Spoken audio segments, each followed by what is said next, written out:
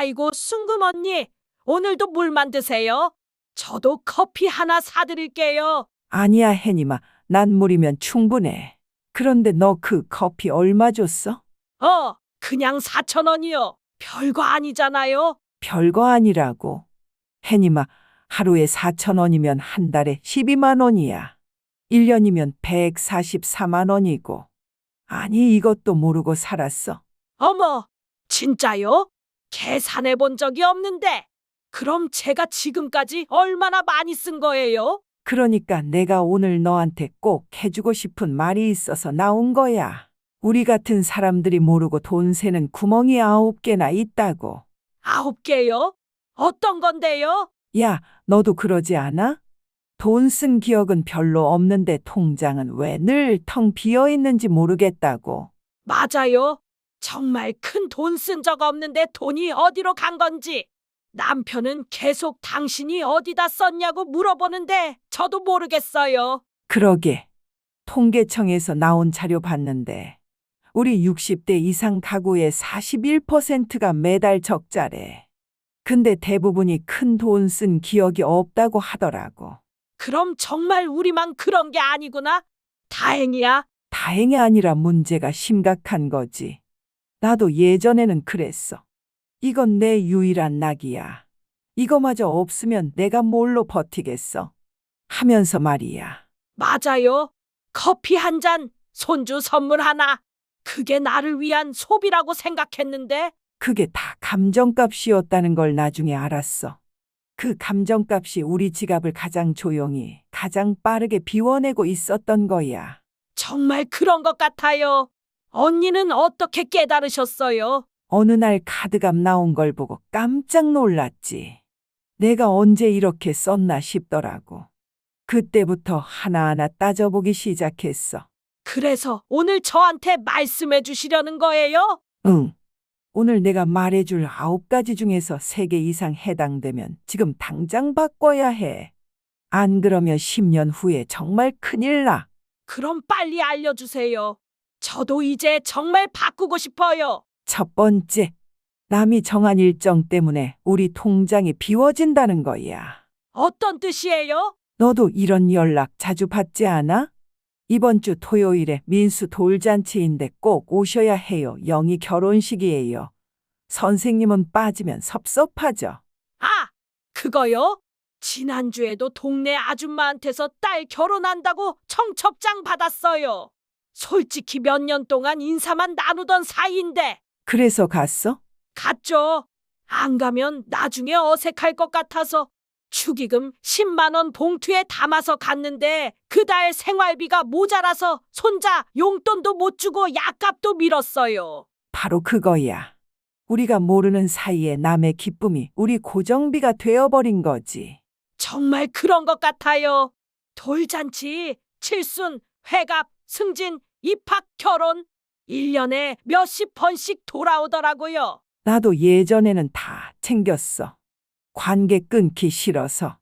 근데 어느 날 계산해 보니까 1년에 축의금만 300만 원이 넘게 나간 거야. 300만 원이요?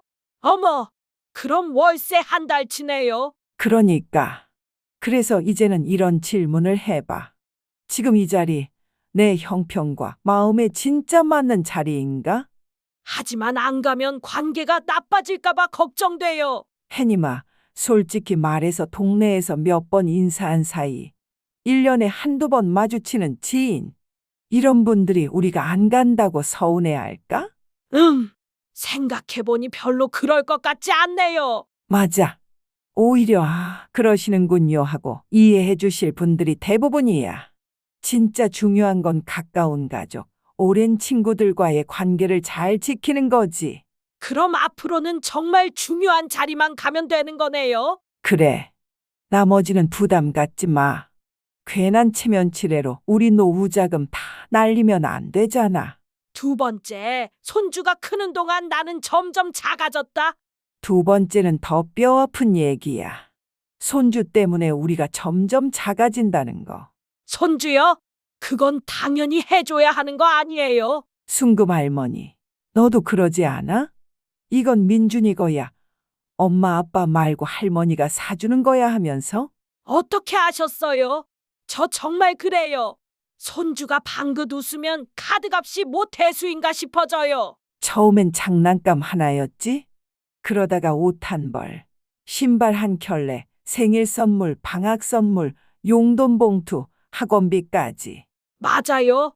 지금은 손자가 이번 달엔 뭐 사줄 거예요? 하는 말에 마음이 살짝 무거워져요. 바로 그거야. 하고 싶은 일에서 해야만 하는 일이 되어버린 거지. 우리 동네 김정복 씨도 그랬어. 김정복 씨요? 어떻게 되셨는데요? 68세인데 처음엔 본인이 좋아서 손주한테 사줬대. 근데 손주가 점점 기대하게 되더래. 이제는 당연하게 여기고. 아, 저도 그런 것 같아요. 손주가 저만 보면 할머니가 뭐 사줄 거지? 하는 눈빛이에요. 혜님아, 한 가지 물어볼게. 그 선물들 정말 오래 기억에 남을까? 생각해보니 몇 년 전에 비싼 장난감 사줬는데 지금은 어디 있는지도 모르겠어요. 맞아. 몇 년 뒤엔 장난감보다 같이 걸었던 공원길, 같이 먹은 수박 한 조각, 함께 앉아보던 만화 한 편이 더 선명하게 남을 거야. 정말 그런 것 같아요. 제가 어렸을 때도 할머니가 사주신 것보다 할머니랑 함께한 시간이 더 기억나거든요. 사랑은 돈보다 시간에서 나와. 말벗이 되어주는 오후 한때. 마트 장 보러 함께 가는 길, 같이 쪄먹는 감자 한 접시. 그게 훨씬 더 깊은 기억으로 남아. 그럼 앞으로는 돈 쓰는 대신 시간을 더 많이 보내면 되는 거네요. 그래. 지갑은 좀 쉬어도 괜찮아. 내 마음이 따뜻하면 손주 마음도 따뜻하게 자라는 거야. 아, 맞다. 언니, 저희 집 월세 얘기 들어보세요. 정말 스트레스예요. 그래? 세 번째가 바로 그거야. 고정비 스트레스. 고정비요? 응. 이사는 한 번이야. 근데 월세는 매달이잖아. 그런데 이상하게 우린 이사 쪽이 더 무서운 것처럼 느끼지 않아. 맞아요.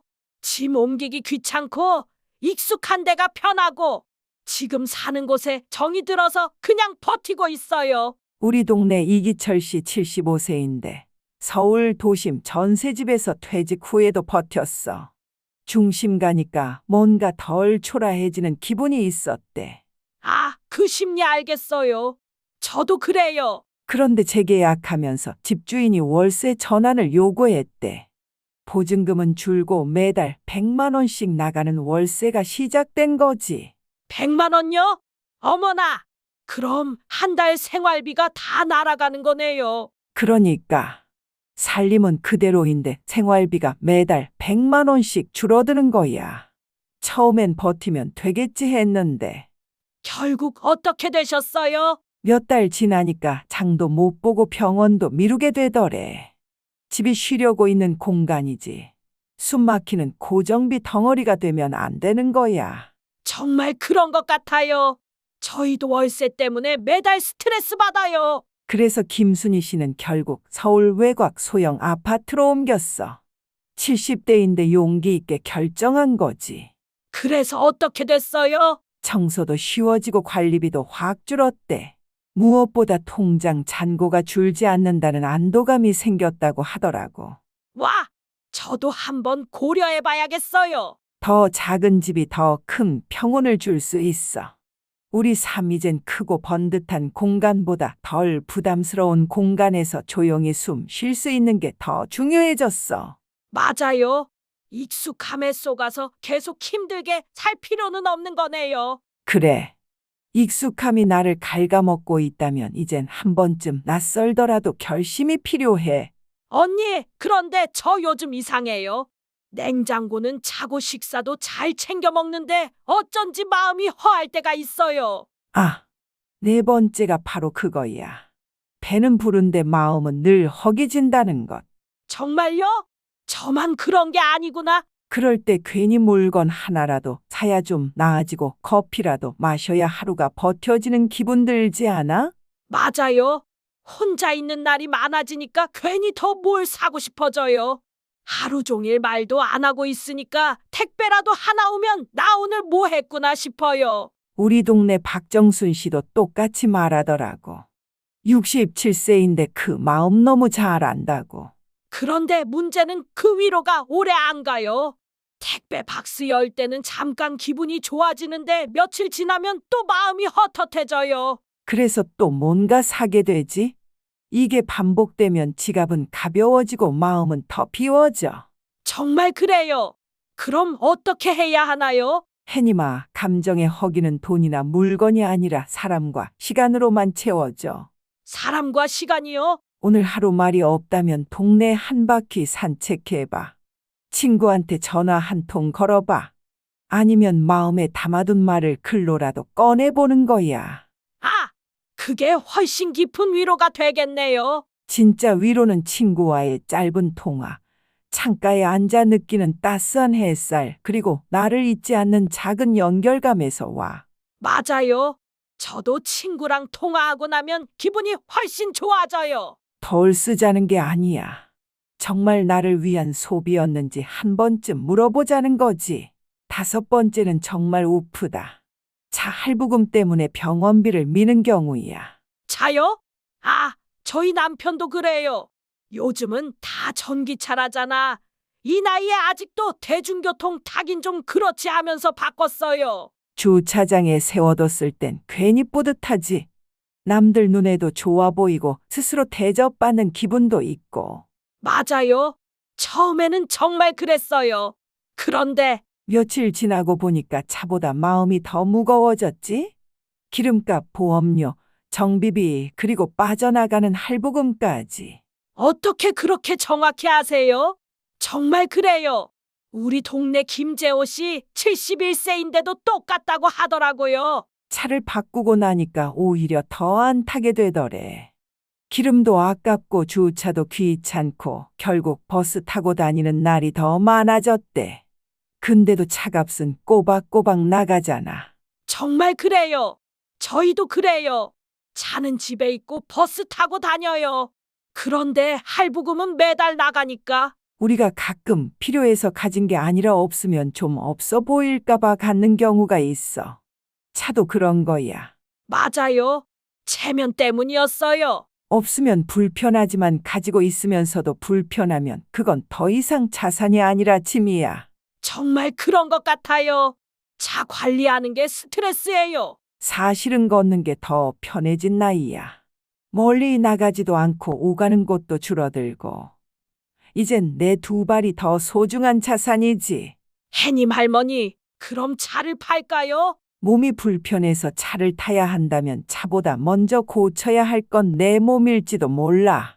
차를 굴리는 게 아니라 스스로 걸을 수 있는 자유, 그게 진짜 부자 아닐까. 아, 언니, 처음에 커피 얘기하셨는데 그것도 문제예요? 6번째가 바로 그거야. 하루 중 제일 여유로운 시간이 커피 마실 때라고 하지 않아. 맞아요. 아침에 한 잔, 오후에 또 한 잔. 따뜻한 종이컵 들고 창밖 바라보면 괜히 하루가 고급져 보이고 내 삶이 조금은 괜찮아지는 것 같아요. 근데 그게 습관이 되어버리면 문제가 돼. 우리 동네 박영숙 씨 69세인데 계산해보니 깜짝 놀랐대. 얼마나 나왔는데요? 하루 2잔이니 뭐 그리 크겠어? 근데 4,000원씩이면 한 달에 12만 원이야. 그게 몇 년째였어? 계산기 눌러보니 1,000만 원 넘게 마신 거래. 1,000만 원요? 어머나, 정말이에요? 커피는 마시는 돈이 아니라 쌓이는 돈이야. 하루 4,000원이면 1년에 144만 원, 10년이면 1,400만 원이 넘어. 계산해 본 적이 없는데 정말 많네요. 게다가 커피만 마셔? 빵도 사고 케이크도 곁들이고. 그렇게 한두 번의 여유가 매달 빠져나가는 고정 지출이 되는 거야. 더 큰 문제는 그 소비가 외로움이나 심심함을 달래기 위한 소비일 때네요. 할 일 없어서 나가고 지루해서 카페에 앉아 있고 맞아. 혼자 있기 싫어서 익숙한 공간에 머무르고 결국 돈을 쓰기 위해 외출하는 모양이 되지. 그럼 어떻게 해야 하나요? 진짜 위로는 커피 맛이 아니라 그 시간의 감정에서 와.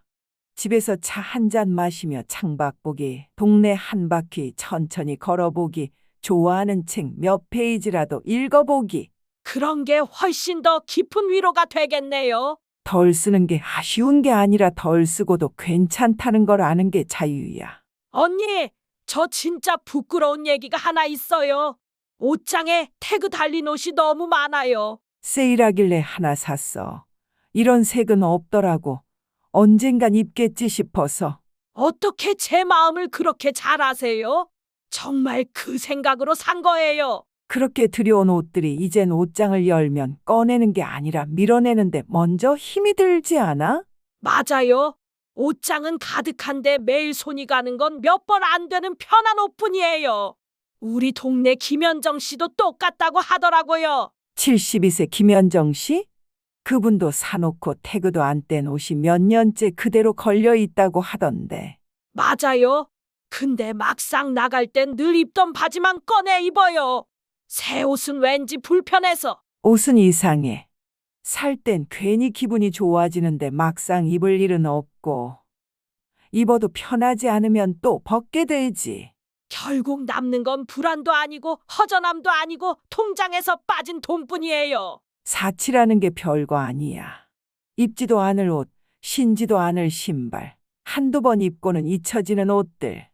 그게 다 작은 사치야.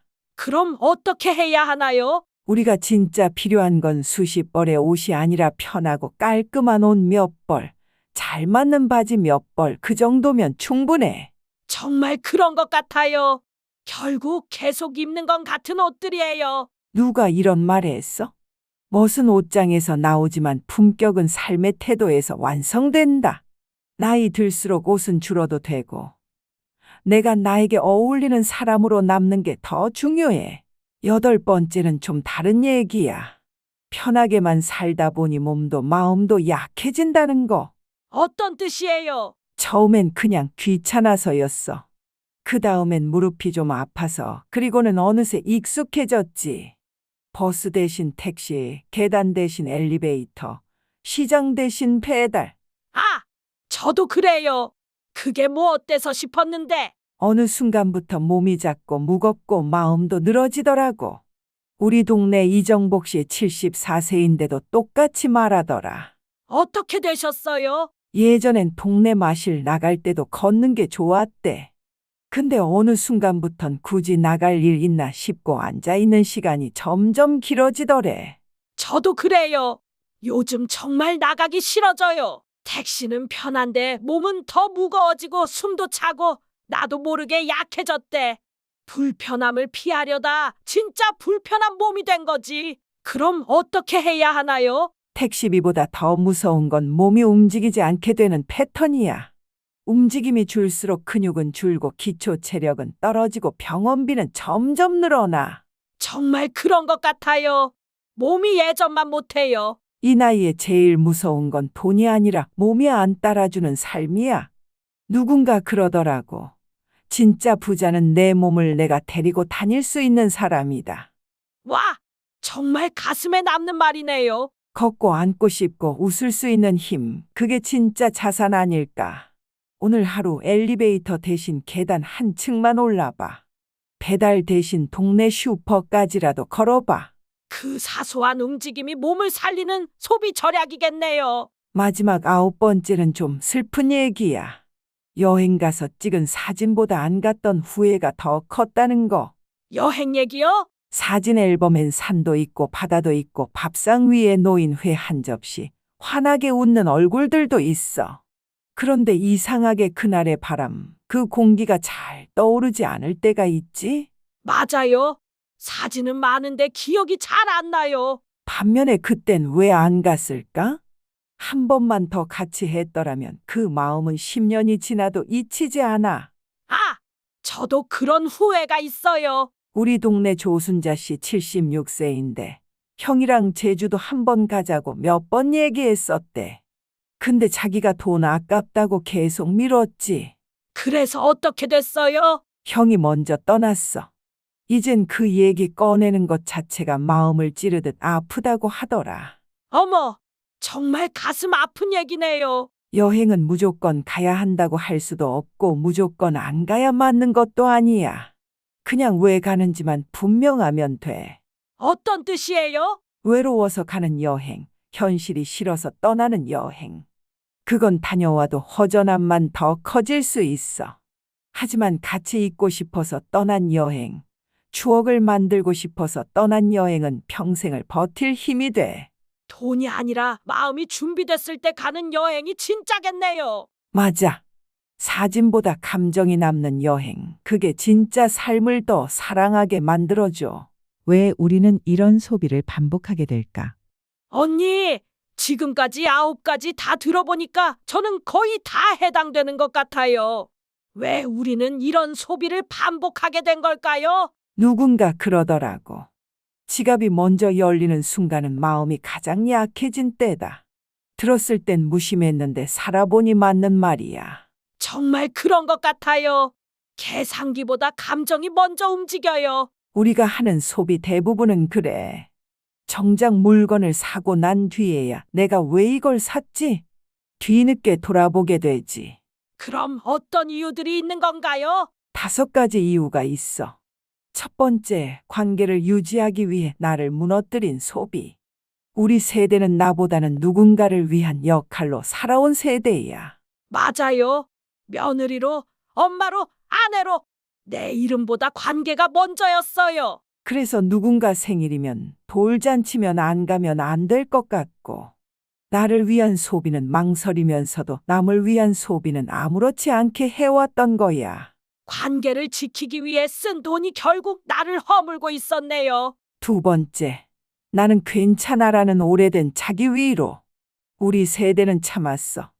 나보다 더 힘든 사람도 있는데 이 정도는 버틸 수 있어 하면서. 그 말로 견뎠죠. 근데 그게 나를 돌보지 못하게 하는 방패가 됐네요. 세 번째, 옛날 물가 기준으로 아직도 산다는 거야. 5천 원이면 반찬 2~3가지 사고도 남던 시절 기억이 아직도 머릿속에 남아있지. 그래서 이 정도면 싼 거지. 10,000원이 뭐 큰 돈이야 하면서 의미 없는 소비를 자주 하게 되는군요. 네 번째, 혼자 있는 시간이 늘수록 소비가 말벗이 된다는 거야. 하버드 심리학 연구에서 하루 대화 시간이 10분 미만인 노년층은 감정형 소비를 할 확률이 3배 높다고 했어. 외롭다는 말. 예전엔 쑥스러워 잘 못 꺼냈는데 이젠 다 느끼죠. 5번째, 많이 참고 살아온 세대라서 더 쓰고 싶어진다는 거야. 솔직히 그동안 참 많이 참았지. 자식들 위해 가족 챙기느라. 그래서 이제 좀 쓰고 싶다는 마음이 당연하죠. 하지만 그렇게 써도 마음이 풀리지 않는다면 그건 아마도 진짜 보상받지 못한 감정이 남아있기 때문일 거야. 진짜 보상은 내 삶을 내가 지켜내고 있다는 자존감이야. 지금부터 실천할 수 있는 3가지 방법은 그럼 이제부터는 어떻게 바꿔야 하나요? 막상 바꾸려고 하면 어디서부터 시작해야 할지 막막해요. 억지로 참는 절약이 아니라 내 삶에 맞는 덜 쓰는 연습이 필요해. 다음 3가지만 이번 달 안에 한번 실천해봐.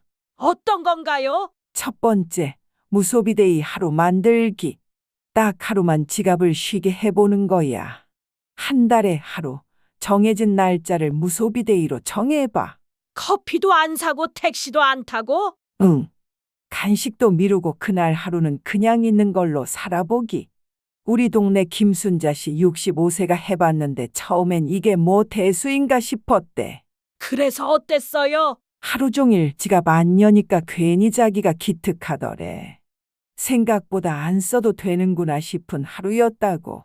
그런 자신감이 중요하겠네요. 2번째, 카드 명세서 색칠하기. 지출을 보는 순간 소비는 줄어들어. 한 달에 한 번 카드 명세서를 출력하거나 사진 찍어서 3가지 색깔로 표시해봐. 어떤 색깔로요? 초록색은 꼭 필요했던 지출. 노란색은 없어도 됐지만 이해되는 지출. 빨간색은 지금 보니 아까운 지출. 색칠하면 한눈에 보이겠네요. 우리 동네 정일순 씨 68세가 해봤는데 이걸 색칠해 보니까 내가 기억도 못하는 소비가 제일 많았어요. 막상 보니까 창피하더라고요 하더라. 세 번째는 뭐예요? 전기 결제 정리하기. 통장에서 몰래 빠져나가는 돈 직접 찾아 없애는 거야. 가장 무서운 지출은 눈에 안 보이는 고정비거든. 자동이체, 구독료, 회비? 맞아. 매달 빠져나가는데 막상 내가 쓰고 있는지도 모를 때가 많아. 우리 동네 이재순 씨 70세는 휴대폰 요금제를 무제한으로 바꿨는데 집에서 와이파이만 써서 데이터를 거의 안 쓰는데도 매달 5만 원씩 나가더래. 그럼 방치된 고정비만 줄여도 많이 아끼겠네요. 통장 정리하는 날을 매달 1일로 정해봐. 자동이체 내역을 쭉 살펴보고 지금도 내가 쓰고 있는가? 한 가지만 물어보면 돼. 마무리야. 진짜 부자가 되는 법은 이제는 내 삶의 주도권을 다시 나에게로 돌려야 할 시간이야. 그 시작은 거창한 게 아니라 딱 오늘 지갑 한 번 덜 여는 일에서 시작돼. 진짜 부자는 돈을 많이 버는 자가 아니라 돈을 덜 필요로 하는 자라고 하잖아요. 실제로 이렇게 바뀐 분이 있어. 우리 동네 이혜숙 씨 66세인데 말 그대로 사는 게 습관이었어. 어떻게 바뀌셨어요? TV 홈쇼핑에서 나온 건강식품, 인터넷에서 본 할인 상품까지 정작 쓰지도 않으면서 계속 샀어. 옷장엔 태그 달린 옷이 가득하고 건강식품은 유통기한 지나서 버렸는데 정작 본인 무릎 치료비는 아까워했지. 저랑 비슷하네요. 그러던 어느 날 마트에서 손주가 이렇게 물었대. 할머니, 이거 진짜 필요해요. 그 말에 걸음을 멈췄다더라. 순간 대답이 안 나왔던 거야. 아예 순수한 질문이 깨달음을 준 거네요. 그날 이후 혜숙 씨는 바꿨어. 홈쇼핑 채널은 아예 안 보기로 하고, 마트 갈 때는 꼭 필요한 것만 적어서 가고, 세일이라는 말에 흔들리지 않기로 했어. 그래서 어떻게 됐어요? 몇 달이 지난 지금 쌓여있던 안 쓰는 물건들은 정리했고 그 대신 무릎 치료를 제대로 받을 수 있었대. 돈이 많아진 건 아니에요. 근데 안 사도 괜찮다는 걸 알게 되니까 오히려 정말 필요한 걸 살 수 있게 됐어요. 지금이 훨씬 마음 편해요 하더라. 언니는 어떻게 바뀌셨어요? 나도 한 가지를 바꿔봤어. 딱 하루 지갑을 열지 않기로 했지. 별거 아니라고 생각했는데 하루를 지갑 없이 살고 나니 내가 나를 지켜낸 기분이 들더라. 그때 처음 아셨군요. 덜 쓴다는 건 나를 초라하게 만드는 게 아니라 내 삶을 내가 조절해가는 연습이구나 하고. 언니, 오늘 정말 고마워요. 지금 제 모습이 다 떠올랐어요. 지갑을 덜 여는 삶. 그건 덜 가진 삶이 아니라 더 나를 아끼는 삶이야. 오늘부터 당장 무소비 데이부터 시작해 볼게요. 우리 지금부터 시작해도 늦지 않았어. 나이는 숫자일 뿐 성장은 계속되니까. 지금이 내 삶의 진짜 시작이야. 정말 감사해요. 언니, 이제 제 지갑도 제 마음도 조금은 편안해질 것 같아요. 여러분, 순금 할머니와 해님 할머니의 솔직한 대화 어떠셨나요? 혹시 오늘 이야기 속에서 지금 내 모습이 떠오르셨다면 그거면 충분합니다. 9가지 소비 습관 중 3가지 이상 해당된다면 지금이 바꿀 때입니다. 작은 변화가 큰 행복을 만들어 갑니다. 오늘 말씀이 도움되셨다면 좋아요와 구독 부탁드려요. 댓글로 여러분의 이야기도 들려주세요. 우리의 작은 경험이 다른 누군가에겐 큰 위로가 됩니다. 다음에는 순금 할머니의 월 50만 원으로 행복하게 사는 비법으로 찾아뵙겠습니다. 감사합니다.